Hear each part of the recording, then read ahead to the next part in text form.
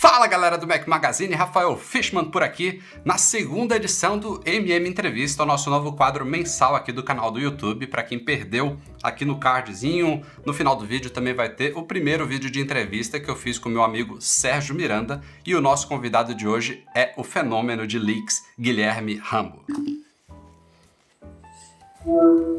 Grande Rambo, seja muito bem-vindo ao MM Entrevista. E aí, beleza? Obrigado por aceitar o convite, Rambo. Que isso, obrigado pelo convite. Cara, me conta aí, como e com que idade que você começou a programar? Eu devia ter uns 12 anos de idade quando eu comecei a programar. Foi no DOS. Nossa. Na verdade era no Windows, mas era programação DOS, aqueles scriptzinhos e tal. Tinha na escola um cursinho, porque a escola abriu um laboratório de informática. Eu acho que eu tava na 8ª série, uma coisa assim, não me lembro direito.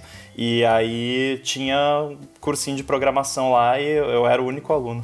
Fui o único que se interessou pelo curso de programação. Você não estava ainda dentro do mundo Apple? Não tinha Mac, não tinha nada? Não. Eu fui ter o meu primeiro Mac em 2008. E aí você continuou programando desde então, já no mundo Mac? Sim. Depois do DOS eu comecei a... Aí os meus pais viram que eu gostava mesmo daquilo e me colocaram num curso de verdade, né? Um curso mais completo. E aí eu comecei a estudar, na época era Delphi, Pascal, coisa antiga, né? O pessoal da velha guarda da programação vai se lembrar, né? Não é tão velho quanto COBOL, essas coisas, mas é velho. Mas o legal dessas linguagens de programação é que mesmo sendo coisas antigas, elas te dão uma base, o conceito da coisa já é suficiente para você deslanchar dali para frente, né? Com certeza. E a base da lógica de você, né, debugar as coisas e aprender como tudo se encaixa, isso você aprende em qualquer linguagem. Depois disso eu fui um pouco para web. Então na época que eu comprei o meu primeiro Mac, que eu comprei não, né, que os meus pais me deram o meu primeiro Mac, porque eu era jovem ainda, não lembro... Você era jovem, viu? Era jovem. Não, tô com 28, já não é tão jovem, era criança ainda. Então eu tava mexendo com web, eu gostava muito, eu sempre gostei tanto da parte de design quanto da parte de programação. Então, tanto é que eu ainda faço muito do design das minhas coisas e terceirizo quando é além da minha habilidade, como, por exemplo, fazer um ícone, né? Que geralmente eu contrato o famoso PH para fazer os ícones. Colaborador do Mac Magazine também, Rafael Lopes. Exato. Manda muito bem ele.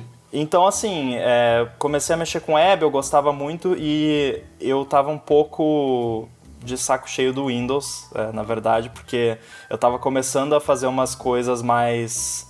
que na época era novidade, que era o Ruby on Rails, né, que foi um boom naquela época, e para você mexer com isso no Windows era muito ruim, e aí eu comecei a tentar usar Linux para programação, que era muito melhor que o Windows para programação.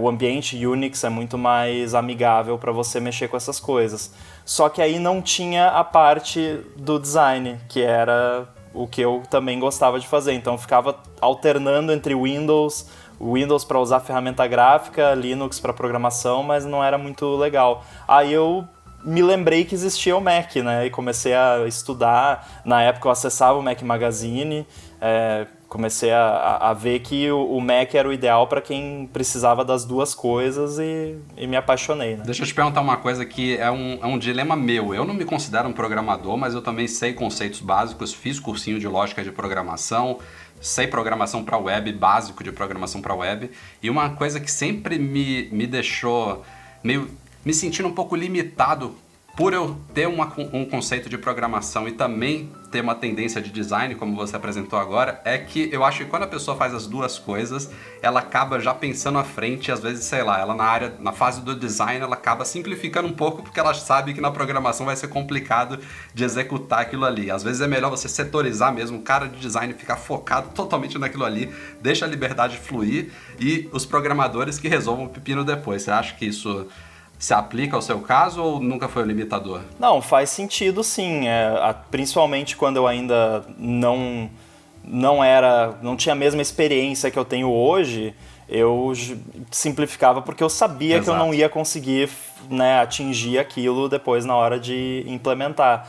Mas hoje em dia eu consigo separar bem, assim, às vezes eu crio uns desafios para mim mesmo, né? Eu faço uma coisa na hora da concepção do design que eu fico... Até às vezes eu penso, nossa, mas como que eu vou fazer isso, né? E aí depois eu me viro, às vezes eu xingo o eu designer, né? Pô, por que eu fui inventar isso, né? Exato. Mas com o tempo você, né, acaba melhorando as suas habilidades e chega num ponto em que você não precisa mais preocupar tanto com isso, mas acontece um pouco ainda e você tem que só cuidar para não ficar muito medroso, né? Tipo, não vou fazer assim porque vai ficar muito difícil. Tem que se autodesafiar às vezes, né? Pra galera que tá começando agora, ou que deseja começar a programar, você acha que Swift é um bom ponto de partida? Eu acho, sim. Tem algumas controvérsias na comunidade Apple, se é ou não é, porque é uma linguagem bastante complexa, tem bastante recursos avançados que muitas linguagens não têm, que o pessoal costuma começar a aprender, mas você não precisa usar nada disso. Você pode começar só com o básico ali, que é o denominador comum entre todas as linguagens, que são as estruturas de controle, os operadores, as coisinhas básicas, orientação a objetos, e aí depois, com o tempo, você pega o mais avançado, dá tranquilo. Até você consegue fazer um aplicativo para iPhone sem usar nenhum dos recursos avançados. Às vezes você até está usando e nem sabe, porque isso é meio que escondido de você, né? Aí, depois que você aprender, você pode pegar essas coisas mais avançadas. Mas é um bom ponto de partida. E para o cara que quer começar, a própria Apple tem recursos bons, tem documentação para o cara que quer... Para um cara autodidata que não tem acesso a um curso, por exemplo, ele consegue se virar sozinho? Sim. O próprio Playgrounds é muito bom. Claro, aí você precisa ter um iPad. Não é isso?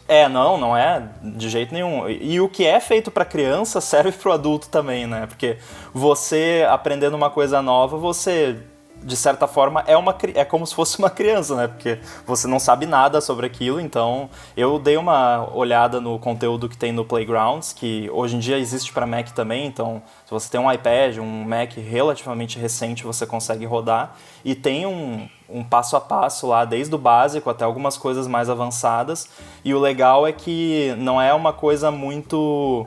Por isso que você até falou, né, o conteúdo para criança, porque não é aquela coisa chata, maçante, 1 mais 1 igual a 2, não. Você move um personagem em 3D, tem algumas coisas com AR, tem coisa que você pode fazer com hardware se você quiser. Então é um bom ponto de partida e é divertido também. E você já tem alguns anos que trabalha no Peixe Urbano, é isso? Sim. Você fica no trabalho com o desenvolvimento do app para iOS, do Peixe Urbano? Sim, hoje em dia eu lidero a equipe de iOS lá. Não só a equipe de iOS, mas eu me envolvo também na parte de Android em termos de combinar entre as duas equipes certas coisas que precisam ser feitas em conjunto. E tô lá, eu não trabalho full time na empresa, a empresa é bem flexível com questão de horários e trabalho remoto, né? Ainda bem, porque atualmente é só o que existe, né? Exato. Só existe trabalho remoto, então tô fazendo esse trabalho lá no aplicativo de iPhone e tá bem divertido, não estou com vontade de desistir. São quantas pessoas na equipe? Como é que vocês se dividem no trabalho? A gente tem uma equipe atualmente de 5 desenvolvedores iOS e no Android são 3. E a gente tem uma divisão baseada muito nas habilidades de cada pessoa, né? Cada empresa faz do seu jeito. Lá a gente procura dividir com que cada um tem mais afinidade. Legal. Agora explica pra gente, Rambo, o que é Spelunking? Não sei nem se eu falei certo isso daí. Eu acho que em português é espeleologia. Caramba, essa eu nunca tinha ouvido. Se eu não me engano, o significado original é você explorar cavernas e achar coisas lá dentro, uma coisa assim. Tá? Procura na Wikipedia que deve ter. O Spelunking, aí alguém inventou o termo Digital Spelunking, né, que é essa espeleologia digital. Eu não lembro quem foi a primeira pessoa a inventar esse termo, mas basicamente é você pegar software ou qualquer coisa digital, fuçar e descobrir coisas, seja sobre como aquilo funciona, seja sobre easter eggs que tem ali, ou informações, no caso mais especificamente de Apple, informações sobre produtos ou recursos que ainda não foram divulgados. Isso tem alguma coisa a ver com engenharia reversa de software? Tem tudo a ver, na verdade o Spelunking é só um nome engraçadinho para engenharia reversa. Entendi. Com a finalidade de encontrar coisas, entre aspas, escondidas, né? Porque a engenharia reversa você pode fazer por outros motivos que não esses. Né? E você já fazia isso antes de decidir vasculhar os sistemas da Apple? Eu sempre tive essa coisa de ficar fuçando, vendo como as coisas funcionam, e numa dessas... Aí, claro, depois que eu comecei a usar Mac, eu me interessei, quando eu comecei a criar meus primeiros aplicativos para Mac, eu me interessei em saber como a Apple fazia certas coisas nos aplicativos deles, e eu lembrei que dava para fazer isso, né? Então, fui fazendo, e eu lembro que uma das primeiras coisas foi o Final Cut, que eu queria replicar uma coisa que eles faziam lá no Final Cut, e aí, fazendo isso, eu acabei descobrindo um recurso. Você talvez até se lembra da polêmica do Final Cut 10, que não tinha como exportar para XML, e aí os editores de vídeo estavam Cobrimos todos... isso no Mac Magazine, sim.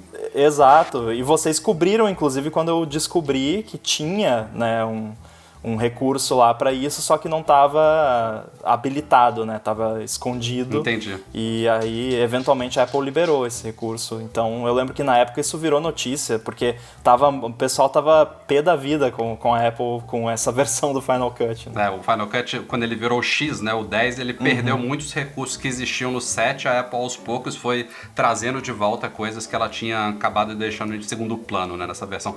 Mas esse caso do Final Cut não foi o seu ponto de virada aí nessa sua carreira de celebridade geek aí, de spelunker de Apple. Qual que foi o ponto de virada que você considera? Aí foi quando eu descobri que tinha esse outro lado da engenharia reversa, e aí eu continuei fazendo aqui e ali, às vezes eu mandava alguma coisa para vocês ou para outros sites também, mas o ponto de virada de verdade foi em 2017, quando, sabe lá Deus por que a Apple botou um software do HomePod, que não tinha sido lançado ainda, num servidor de atualização público lá, qualquer um podia acessar. Aí o primeiro, obviamente, a baixar foi o Steve Troughton-Smith, né, nosso amigo, baixou lá, começou a ver como que o HomePod funciona e tal. Tá vendo? Vocês achavam que o HomePod não era importante, é muito importante. O HomePod é importantíssimo. Aí tanto é que hoje em dia eu tenho 2 aqui, que em parte eu comprei porque eu pensei, não, eu preciso ter esse negócio. Esse você nunca vende, né? Tem um histórico. Mas aí ele começou a ver como é que funcionava o HomePod e eu fiquei interessado também, achei curioso, vamos ver como é que é esse tal de HomePod, o que ele faz. E baixei lá, comecei a olhar, e aí eu não lembro exatamente em que momento que eu percebi que não tinha só coisa de HomePod lá, porque como ele roda iOS, na época rodava, hoje em dia ele roda o tvOS, também não faço ideia por quê. E aí que é tudo eu tava forte olhando também do iOS, né? Então uma coisa puxa a outra. Tudo a mesma coisa. Aí eu tava olhando lá e eu vi que tinha umas referências à detecção facial dentro da parte de biometria do sistema, que na real nem devia estar lá dentro, porque o HomePod não tem biometria. E eu lembro até que foi engraçado, porque quando eu abri o Twitter para postar, o Steve tinha acabado de postar a mesma coisa. Então, aí eu até pensei, putz, perdi o timing, né? Mas aí, seguindo aquele rastro do reconhecimento facial, acabei chegando num arquivo dentro do firmware do HomePod que tinha um desenho do iPhone 10, né? O iPhone 10... não tinha sido lançado, tinha rumores vários sobre o novo formato, muita gente tinha um ceticismo até a respeito. Eu lembro que as pessoas falavam, não, de jeito nenhum que a Apple vai fazer um negócio com recorte na tela, coisa horrível, imagina, né? Hoje em dia tá todo mundo usando, ninguém reclama, né? Reclamam, né? Mas... reclama, mas usa. Já virou padrão, já. Um abraço pro meu amigo Marcos Mendes, ele adora o Note. Então foi isso, aí eu compartilhei isso lá e... Nossa, aquilo explodiu de uma maneira que até depois eu descobri muito mais coisas em várias versões do sistema e tal. Teve o grande vazamento das fotos do iPhone XS e do Apple Watch Series 4, né? Que foi Isso na verdade foi um spelunking no site da Apple, né? Não foi nem sistemas, Sim, né? Foi com URL. Foi quase acidental, né? Troca um caractere na URL, mas enfim. Esse você considera que foi o maior furo que você já deu?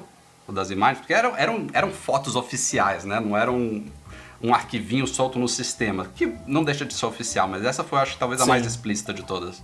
Foi porque foto de produto, de divulgação, assim, de marketing mesmo, vazar, é muito raro, né? Eu me lembro, assim, de algumas ocasiões, por exemplo, no iPhone 7, que eles tinham agendado, acho, no Twitter e saiu antes da Keynote, foi engraçado, mas realmente, eu acho que foi o maior por conta de ser foto oficial mesmo, tanto é que muita gente não acreditou, né? O pessoal ficou pasmo, não, impossível isso ser verdade, porque isso nunca acontece. Né? Exato. E nessas histórias todas, teve alguma vez que a Apple já entrou diretamente em contato contigo? Eu lembro, inclusive, que você teve algum problema com sua conta de desenvolvedor, não tem muito tempo. Já recebeu uma ligação do agente X lá da Apple? Eu não cheguei a receber ligação, mas eu lembro que quando aconteceu essa situação das fotos, eu já estava no 9to5Mac nessa época, né? Foi por lá que a gente divulgou. E eu lembro que a gente recebeu um contato do PR da Apple pedindo, tipo, por favor, se vocês tiverem mais, não posta. Eles estavam bem. Não pediram para tirar do ar que já tinha postado? Não. Isso é raríssimo de acontecer. Isso já aconteceu com a gente no Mac Magazine, só que eu acho que foi numa época que as empresas ainda achavam que era possível tirar algo da internet. Eu acho que hoje em dia eles já reconheceram, já foi publicado, não tem o que fazer mais. O Steve Jobs, ele tinha mais essa pegada, eu acho, assim, de raiva mesmo, né? De tipo, não, vamos processar, vamos tirar do ar, não sei o quê. Teve o lance do Gizmodo aquela vez, só que aquela vez era um hardware, era uma coisa física. Sim. Um pouco mais complicada. Envolveu polícia, teve um dispositivo roubado, né? Enfim. Porque aí foi um pouco mais sério, mas sim, só rolou isso aí, teve a questão da conta, que até hoje não se sabe exatamente o que aconteceu, né? Eu posso falar a minha teoria, eu acho que isso foi uma atitude meio que isolada de alguém que tinha acesso lá e fez meio que na surdina, não foi um procedimento oficial. Né? Entendi. Eu tenho essa sensação porque foi muito estranho e ninguém sabia exatamente, porque eu acredito que quando a Apple vai bloquear um desenvolvedor, precisa ter um rastro, uma auditoria, vai ter em algum sistema lá um motivo para isso, né? Mas não rolou nada. E o desenvolvedor é contatado também, recebe um e-mail. Sim, claro. Eu não cheguei a receber, então, né, não sei até hoje direito o que aconteceu. Mas saindo de puxadas de orelha, a Apple nunca te ofereceu emprego? Porque, por mais que você tenha divulgado segredos dela, ela com certeza sabe das suas capacidades, das suas qualificações, né? Você gostaria de trabalhar na Apple? Várias vezes já, inclusive, mais de uma vez. Pelo menos quase 10, eu acho, talvez mais. Já recebi, nesse caso já recebi ligação de gente da Apple. Já cheguei a conversar com o gerente de um determinado time sobre trabalhar com eles. O problema é que você ir trabalhar na Apple, você tem que abrir mão de muita coisa. E eu não estou disposto a fazer isso, então vai ser muito difícil. A probabilidade de eu acabar indo trabalhar lá, e qualquer grande empresa de tecnologia, é muito pequena, porque eu gosto de ter meu podcast, eu gosto de ter meu blog, eu gosto de escrever no Twitter. Não tenho tanta vontade de me mudar para o Vale do Silício, então vai ser difícil isso acontecer. Entendi. Para a gente terminar, Rambo, o que você acha, qual que seria o seu desejo de ver algum produto novo que a Apple lance, seja hardware ou software? Você tem alguma coisa que você vislumbra bacana aí para o futuro? Agora é meio sem graça, mas eu tô ansiosíssimo para ver os Macs com processador da Apple. Eu acho que vai ser um diferencial grande para os Macs. A gente está vendo aí que a Apple tem um poder no ramo de processadores bem interessante. O A14 promete ser um chip que vai dar um pulo muito maior do que foi do 12 para o 13, por exemplo. Então estou bem curioso para ver como é que vai ser isso. E os famosos óculos de realidade aumentada, eu quero ver como vai ser, que tipo de form factor, o que vai dar para fazer, porque eu vejo, ontem ainda eu compartilhei, acho que hoje eu compartilhei mais um, eu vejo muitos conceitos em realidade aumentada que eu olho e eu falo, nossa, isso seria tão legal com óculos, né? Tipo, com iPhone não tem graça, né? Perde a graça. Então eu quero muito ver isso, mas tudo indica que ainda vai demorar um bom tempinho ainda. Obrigado, Rambo. Valeu!